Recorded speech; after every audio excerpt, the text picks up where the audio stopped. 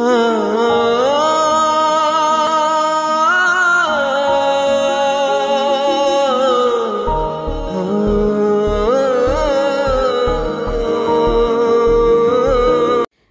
সময় সকাল 9:30। ছেলে আর ছোট্ট মেয়েকে বাড়িতে রেখে এখন আমরা যাচ্ছি হাসপাতালে।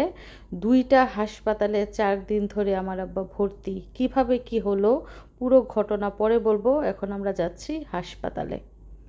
বাড়ি থেকে 1 ঘন্টারও বেশি সময় পরে আমরা এখন চলে এসেছি ঢাকা বাড্ডার AMZ প্রাইভেট হসপিটালে। যতদিন আব্বা হাসপাতালে ছিল প্রতিদিনই মিশারির আব্বু এখানে আপ ডাউন করেছে। আমার মা হাসপাতালে থেকে অসুস্থ হয়ে বাড়িতে গেছে, আর বর্তমানে আমরা এখানে আছি আমি, মিশারির আব্বু, আমার ছোট বোন আর ভাইয়ের বউ, আর আমার 2টা বাচ্চাকে আমার মায়ের কাছেই বাড়িতে রেখে এসেছি। তো আমার আব্বার কি এমন রোগ হয়েছে যে একটা হাসপাতালে চিকিৎসা করতে পারে নাই, ওইখান থেকে আবার আরেক হাসপাতালে নিতে হয়েছে। আমাদের পরিবারে, আমাদের ঘরে যে কি ঝড় বয়ে গেছে, আমাদের মনের অবস্থা যে কি ছিল, এটা একমাত্র আল্লাহই জানে। আমার মা হচ্ছেন হার্টের রোগী। হাসপাতালে থেকে না খেয়ে না ঘুমিয়ে চিন্তা করে আরও অসুস্থ হয়ে গেছে। অবশেষে মাকে বাড়িতে নিয়েছি, আর আমার বোন ভাইয়ের বউকে এখানে পাঠিয়েছি। তারা গতকালকে এসেছে, আজকে রাতে এখানে ছিল, আর সকালে তো দেখতেই পাচ্ছেন আমরা চলে এসেছি। তো আব্বার অবস্থা এখন দেখব কেমন আছে। যদি ভালো হয় তাহলে ইনশাল্লাহ রিলিজ করিয়ে নিব। তো কি হয়েছে সেগুলো আপনাদেরকে সবই বলবো। তো এখন আমি চাচ্ছি আমার আব্বার সাথে দেখা করতে, আব্বার মুখটা আমি আগে দেখব। তো এই যে রুমটা দেখতে পাচ্ছেন, রুমের দরজা, এটার ভিতরে আমার আব্বা আছে। তো আব্বা কি করছে, কেমন আছে কিচ্ছু জানি না। আমার ভিতরটা এমন ছটফট করছে কখন আব্বাকে দেখব। আর এদিক দিয়ে আমার ভাইয়ের বউ আর বোন একবার বসছে, একবার দাঁড়াচ্ছে, একবার হাঁটছে। তারাও সারা রাত জেগেছিল। আমি যে এখানে দাঁড়িয়ে আছি আমার হাত পা কাঁপছে। ওই দিনটার কথা, ওই সময়টার কথা মনে পড়লে এখন আমার বুকটা কেঁপে ওঠে। আমার আব্বা সকালে গিয়েছিল রোগ পরীক্ষা করতে, আর বিকেলে গেছে রিপোর্ট আনতে। রিপোর্ট আনতে গিয়ে আর বাড়ি ফিরল না, সেই হাসপাতালেই থাকতে হলো। মুহূর্তের মধ্যে আমাদের সব কিছু এলোমেলো হয়ে গেছে। আর এদিক দিয়ে মিশারির আব্বুকে দেখেন, উনি বিদেশ থেকে ছুটিতে এসেছেন দেশে, একটা দিনও রেস্ট করতে পারে নাই। এইটা সেইটা কত কাজ। আবার আমার আব্বু অসুস্থ, হাসপাতালে দৌড়াদৌড়ি করছে। তো ওনারও মনের অবস্থা ভালো না। তো আমাদের বাড়িতে এসেছি বেড়ানোর জন্য। যেদিন এসেছি এর পরের দিন থেকে আমার আব্বুর অসুখ। আজকে 4-5 দিন ধরে আমার আব্বার বাসায় নাই, আব্বারে দেখি না, কিন্তু মনেই হয় না যে আব্বার বাসায় নাই।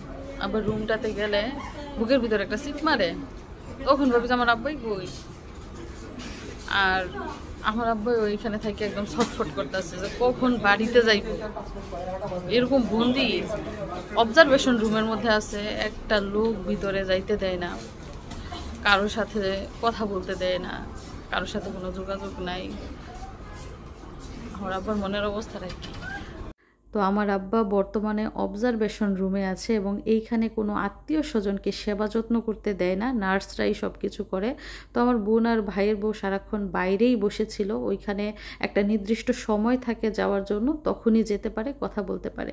তো আমি দেখেন ভিতরে যাওয়ার পোশাক পরে দাঁড়িয়ে আছি, কখন আব্বার সাথে দেখা করব, কখন কয়েকটা কথা বলবো, কখন আব্বার মুখটা আমি দেখব। কিন্তু সিরিয়াল, এখানেও সিরিয়াল মেনটেন করতে হয়। একজন একজন করে ভিতরে ঢুকতে দেয়, এবং নির্দিষ্ট একটা সময় থাকে, ওই সময় পর্যন্তই কথা বলা যায়।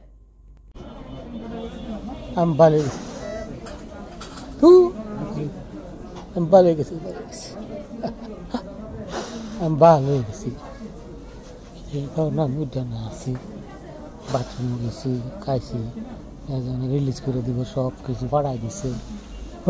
আমি ভালো গেছি। আমি অবজারভেশন রুমে ঢুকলাম, ঢুকে আব্বার মুখটা দেখে চোখ দিয়ে টল টল করে পানি পড়তেছে।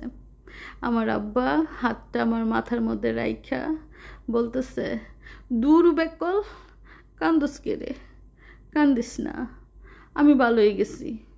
এই যে আমি ভালো হয়ে গেছি, আমার বাড়িতে লয়ে যা, আমি বাড়ির যামুগা। এই কথাগুলো আমার আব্বা কান্না করতেছে আর বলতেছে, আর আমার মুখ দিয়ে একটা কথাও বেরোইতেছিল না। আমি শুধু আমার আব্বারে দেখতেছিলাম। আমার আব্বা কি পোশাক পরে রয়েছে, হাতের মধ্যে ক্যানোলা, মুখটা শুকায় গেছে, চোখ দুইটা হলুদ হয়ে গেছে, শরীরটা হলুদ হয়ে গেছে। আমার কি আব্বা কি হয়ে গেল। আমি হচ্ছি আমার মা বাবার প্রথম সন্তান। আমি আমার পরিবারের দুঃখ দেখেছি, কষ্ট দেখেছি, আমার মা বাবার অসুস্থতা দেখেছি, আমার আব্বাকে হাসপাতালে মুমূর্ষ অবস্থায় দেখেছি। আমি আল্লাহকে সব সময় বলতাম যে আল্লাহ, তুমি কখনো আমার পরিবারের কাউকে হাসপাতালে নিও না। হাসপাতাল আমার খুব ভয় করে, খুব ভয় করে। আমি আর হাসপাতালে যেতে চাই না। আমার পরিবারের কাউকে আমি হাসপাতালে দেখতেও চাই না।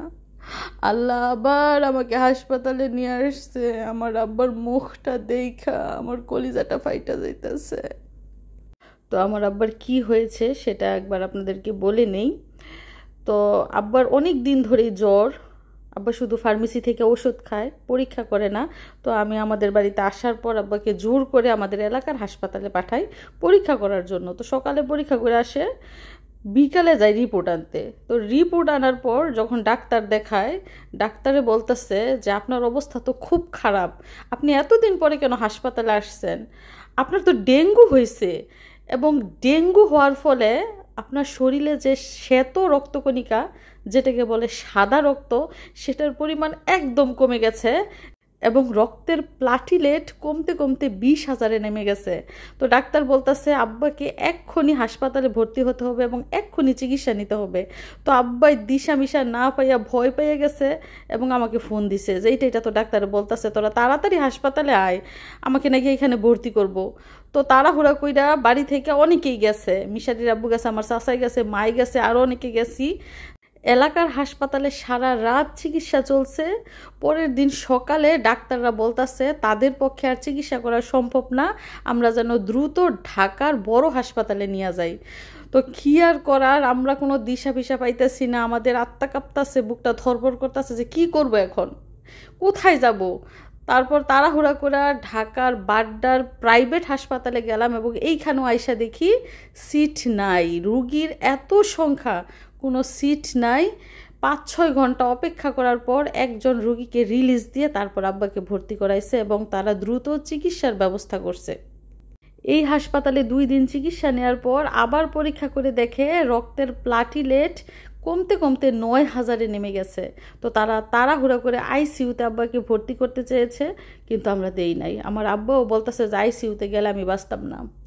আব্বাই ভয়েই কাতর হয়ে গেছে, এবং শরীরের মধ্যে সাদা রক্ত ভরতে হবে, রক্তের লোক জোগাড় করতে হবে।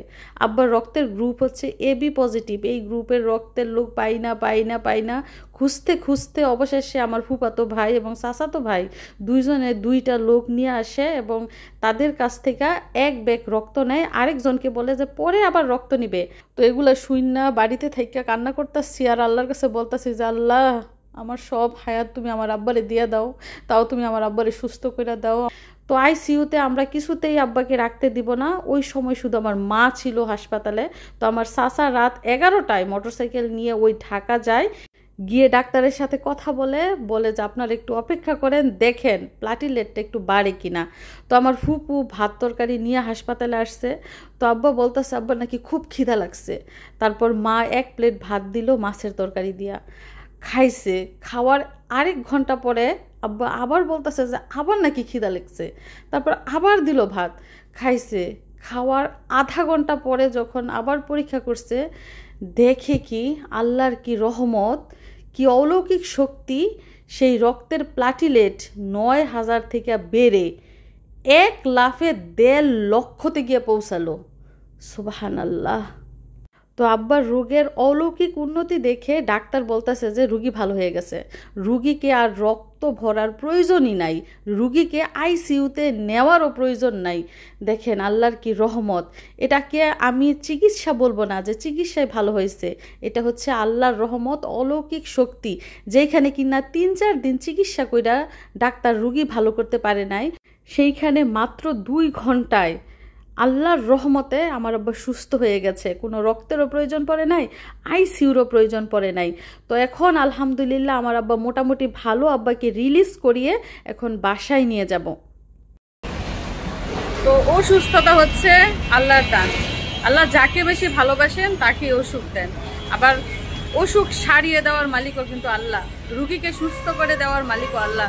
তো আলহামদুলিল্লাহ আমার আব্বাকে যে সুস্থ অবস্থায় বাড়িতে নিয়ে যেতে পারছি, এটাই আল্লাহর দরবারে লাখ লাখ শুকরিয়া। অসুস্থ অবস্থায় হসপিটাল এসেছিল, এখানে 4-5 দিন থেকেছে, এখন সুস্থ হয়ে আবার বাড়িতে ফিরে যাচ্ছে। আল্লাহ তোমার কাছে শুকরিয়া আদায় করার মতো কোনো ভাষা নাই। তো এখন আব্বাকে নিয়ে আমরা সরাসরি বাড়িতে যাব।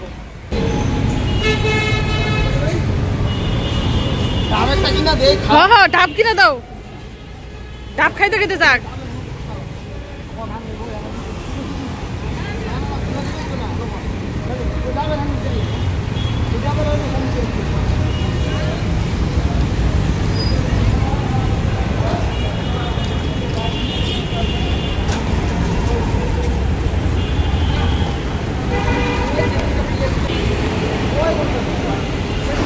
তো এই হসপিটাল থেকে বিদায় নিয়ে যাচ্ছি। আল্লাহ আর কোনোদিন যাতে হসপিটালে না আসতে হয়। তুমি সবাইকে সুস্থ রাখো, আমার পরিবারের সবাইকে তুমি সুস্থ রাখো।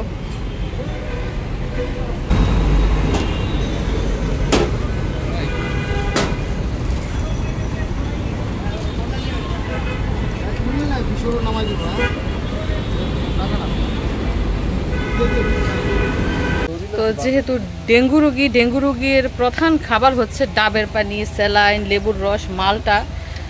তো এখন আবার ডাব নিয়ে নেওয়া হচ্ছে। এই পর্যন্ত অনেক ডাব খাওয়ানো হয়েছে হসপিটালে। আর এই সাইডটায় কিছু গুলগুলা নিচ্ছি, দেখে খুব ভালো লাগলো।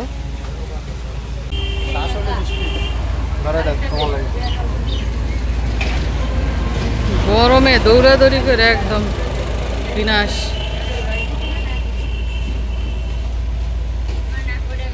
মিষ্টি তো হাসপাতাল থেকে রিপোর্ট দিয়েছে, প্রেসক্রিপশন দিয়েছে এবং কিছু রুলস রেগুলেশন দিয়েছে, এগুলো মানতে হবে আগামী 1 মাস পর্যন্ত। এবং এখন যাচ্ছি ফার্মেসিতে ওষুধ নেওয়ার জন্য। যে যে ওষুধ লিখে দিয়েছে সেগুলো কিছু আছে, কিছু বাকি আছে, ওই বাকিগুলো এখন নিব।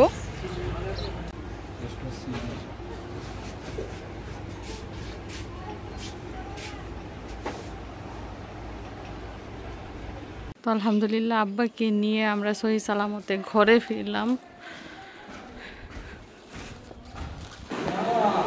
আম্মা তুমি কান্না করছো? আমরা এসে পড়ছি, তো নানাকে নিয়ে এসে পড়ছি।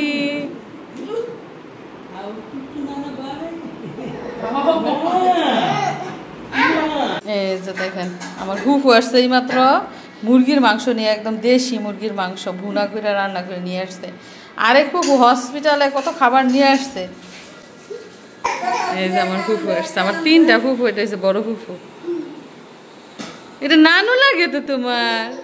নানু না, কারো গুলো যায় না, কান্না করে।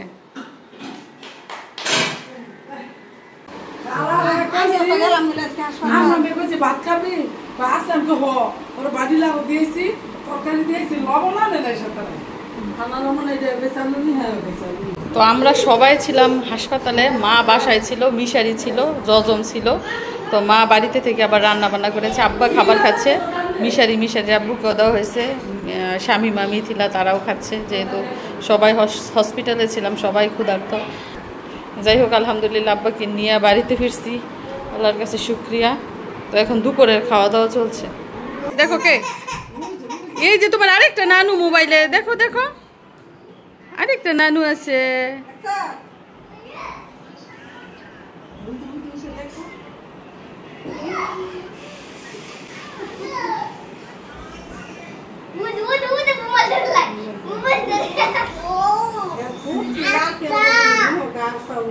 না ঠোঁট লাল হয়, এমনি লাল।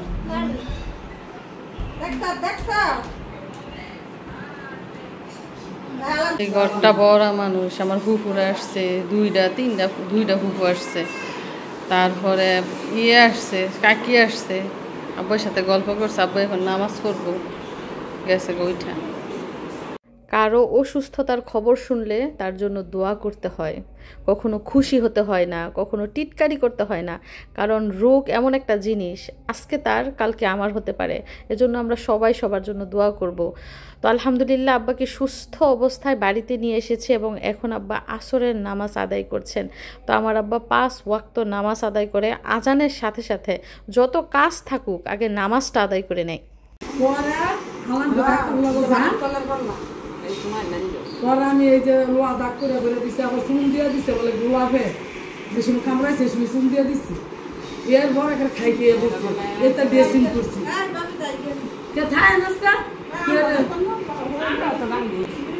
আল্লাহ তার ভাগ্যে যে গেলে হুঁজে দিচ্ছে করুন না আমার পুত্রে ডরে বড়টা বাঁচে না। আমি কই পুত্রে আল্লাহর উপরে নির্ভর রাখ, যদি আল্লাহ ভাগ্য এখন দিয়ে থাকে তাহলে সিন্ধুকে দিতে থাকলো দেখবো। আল্লাহ তো কোনো আদে জায়গা জায়গা নাই, আল্লাহ সব পেয়ে দেয়। এত ভয় করিস না।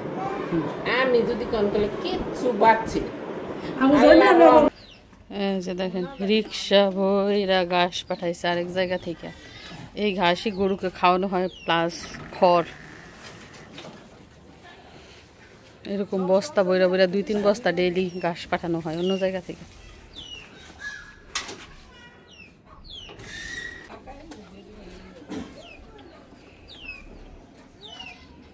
তো আব্বা যতদিন হাসপাতালে ছিলেন ততদিন এভাবেই চলেছে। আব্বার 5টা গরু, বাছুর, মার হাঁস, মুরগি, খেতি, খামার, বাড়ি ঘর, সংসার, আবার বাড়ি থেকে রান্না করে হাসপাতালে খাবার পাঠানো, কত যে কষ্টের মধ্য দিয়ে গেছে। আবার আব্বা হাসপাতালে সেই চিন্তা।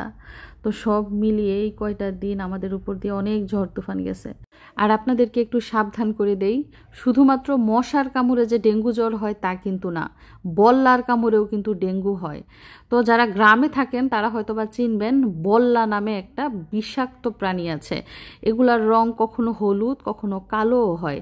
তো আব্বা রাস্তা দিয়ে আসার সময় বাঁশঝাড় থেকে কিছু বল্লা আব্বাকে আক্রমণ করে এবং এমন কামড় দেয় মাংস উঠায় ফেলছিল। তো বাড়িতে আসার পর মা লোহা গরম করে সেক দেয়, চুন দেয়, গরম পানির সেক দেয়। তো সপ্তাহখানেক পরে একটু একটু ভালো হয়েছিল, তারপরে কিছু ঘা হয়ে গেছিল। ওই বল্লার কামড় থেকেই জ্বরে জ্বরে আজকে ডেঙ্গু জ্বরে পরিণত হয়েছে এবং এতদিন হাসপাতালে চিকিৎসা চালাইতে হয়েছে। তো মশা থেকেও আমাদের সাবধান থাকতে হবে, সাথে বিভিন্ন বিষাক্ত প্রাণী থেকেও কিন্তু সাবধান হতে হবে, কারণ বিষাক্ত প্রাণী কিন্তু রক্তের মধ্যে ভাইরাস দেয় এবং বিভিন্ন রোগ সৃষ্টি করে। আর আমার আব্বা যে ভুলটা করেছেন, জ্বর নিয়ে বসেছিলেন, কোনো পরীক্ষা করে না। আপনারা কিন্তু কখনোই এই ভুল করবেন না। জ্বর যদি 1 সপ্তাহের বেশি হয় তাহলেই পরীক্ষা করবেন এবং চিকিৎসা নেবেন। আমার আব্বা তৎক্ষণাৎ চিকিৎসা না নেওয়ার কারণে আজকে এত বড় অসুখ হয়েছে। তো আল্লাহ ভরসা, আল্লাহর উপর ভরসা রেখেছিলাম। আল্লাহ আমার আব্বাকে সুস্থ করে আবার বাড়ি ফিরিয়েছেন। আলহামদুলিল্লাহ, আল্লাহর দরবারে লাখ লাখ শুকরিয়া।